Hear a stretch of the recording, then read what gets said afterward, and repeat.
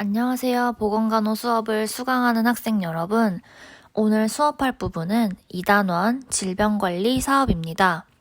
교과서 70페이지부터 해당되는 내용을 앞뒤로 왔다 갔다 하면서 수업할 예정이니 졸지 말고 열심히 따라오도록 하세요. 질병관리 사업의 범위는 크게 감염성 질환과 비감염성 질환으로 구분이 되는데 오늘은 감염성 질환에 대해서 알아볼 거예요. 오늘 학습할 내용은 크게 감염병의 정의, 발생 양상, 분류, 질병이 발생하는 경우에 4가지로 나뉘어져요. 그럼 오늘 수업을 시작해 볼까요?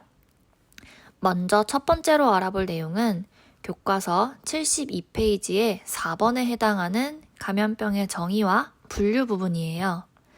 감염성 질환에 대해서 알려면 감염병이 무엇인지를 먼저 알아야 되겠죠.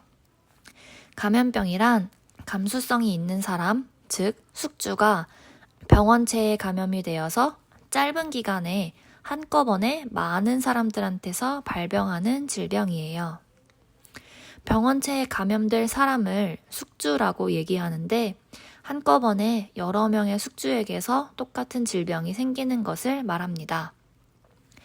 다음으로 감염병은 종류마다 발생하는 양상이 있는데 크게 5가지로 구분하여 볼 수가 있어요. 첫 번째는 유행성이에요. 유행이라는 말은 평소에도 우리가 많이 쓰고 듣는 말이죠.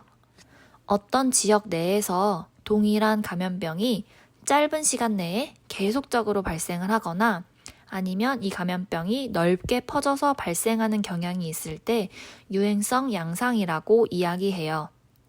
환절기만 되면 찾아오는 유행성 감기 같은 경우가 이 양상에 해당하겠죠? 두 번째는 토착성이에요. 토착성은 쉽게 말하면 지역적인 발생이라고 생각을 하면 되는데 지방의 특수한 사정에 의해서 그 지방 내에 대상자가 계속 발생하는 것을 말해요. 우리가 다음 시간에 수많은 감염병을 학습하겠지만 그중 하나인 장티푸스 같은 경우에는 우리 앞에서 환경단원에서 공부했던 것처럼 동일한 물을 마신 사람한테서 한꺼번에 발생을 하기 때문에 같은 물을 먹게 되는 한 지역 내에서 토착성을 띠며 발생하는 질병 중 하나라고 이해하면 되겠어요.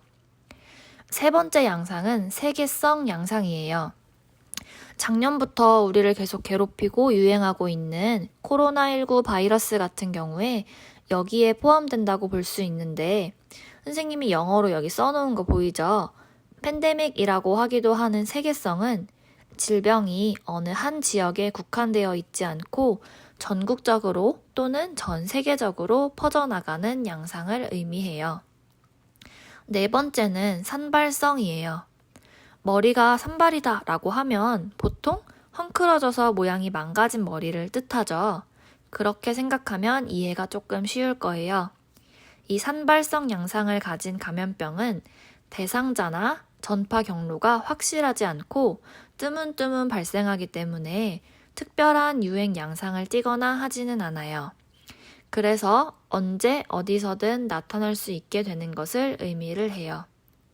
마지막 5번째는 주기성이라는 건데 이 양상은 보통 2년에서 4년마다 같은 질병이 한 번씩 유행하는 것이에요.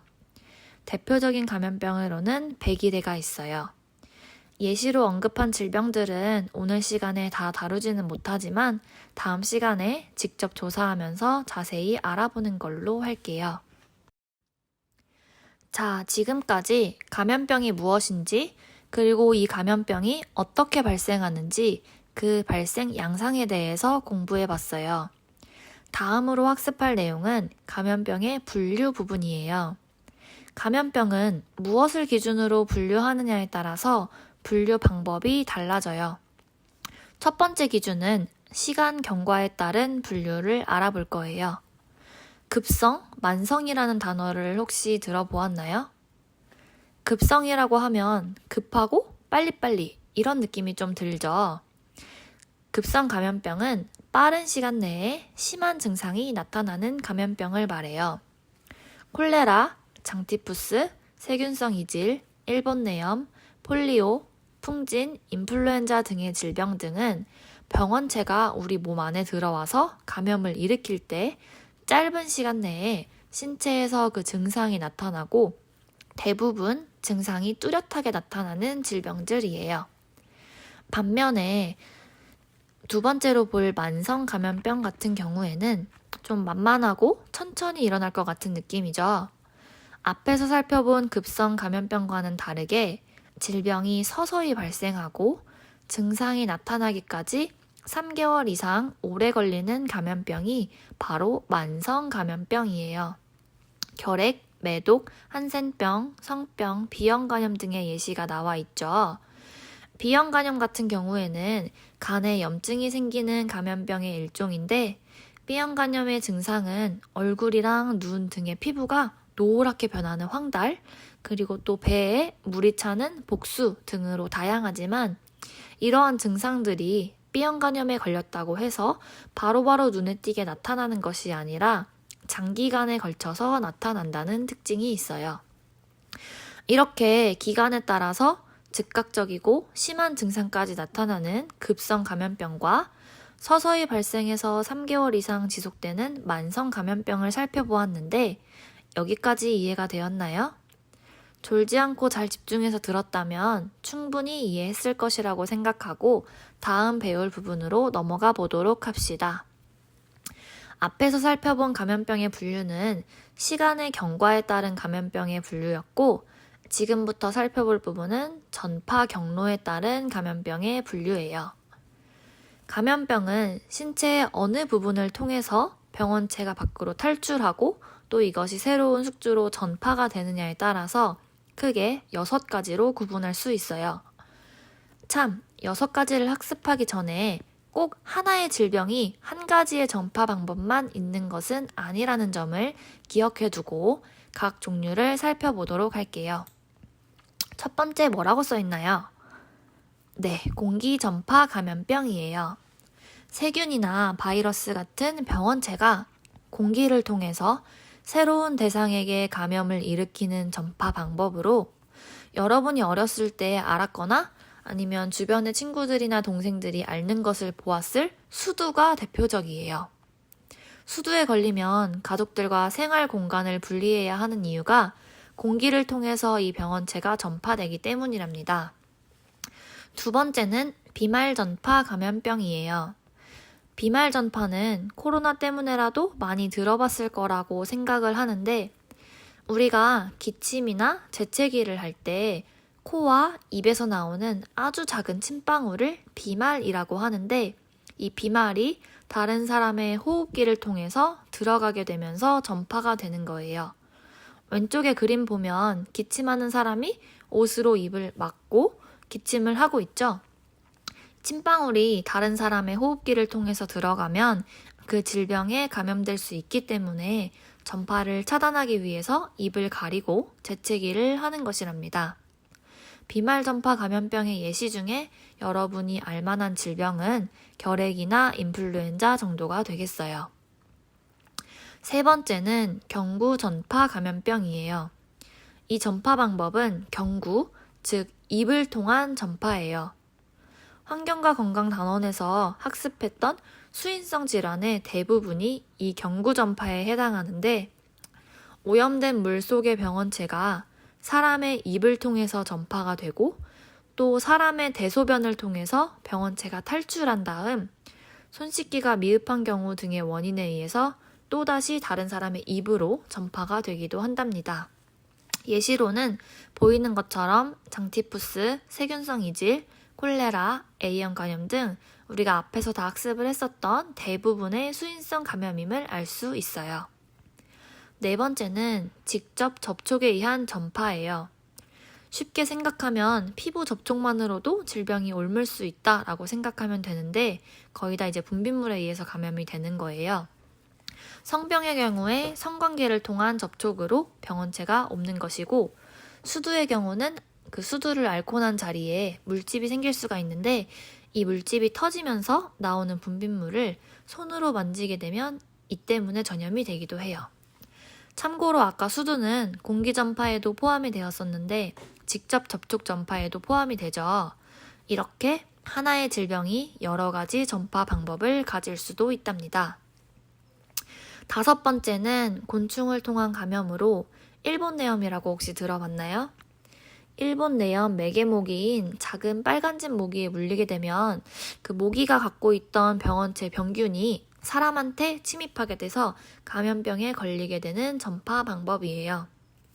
마지막으로는 무생물 매개체에 의한 전파인데 이것은 흙이나 침구, 장난감, 음식, 물, 주사 등 비활성 매개체에 의해서 간접적으로 전파가 되는 감염병을 의미하는데 감염병 병원체가 묻어있는 지저분한 손으로 선생님이 전화기를 만지고 뒤이어서 다른 사람이 같은 전화기를 사용한 다음에 그 사용한 손을 씻지 않고 본인의 눈, 코, 입 등 병원체가 침입할 수 있는 신체의 부위를 만지게 된다면 전화기라는 무생물 매개체에 의해서 감염이 되는 거라고 이해를 하면 되겠어요. 살펴본 것처럼 병원체는 여러 가지 방법으로 전파가 되어서 새로운 감염을 일으켜요. 그렇기 때문에 각 감염병의 전파 방법을 알아야 이를 예방할 수가 있다는 것을 눈치챘나요?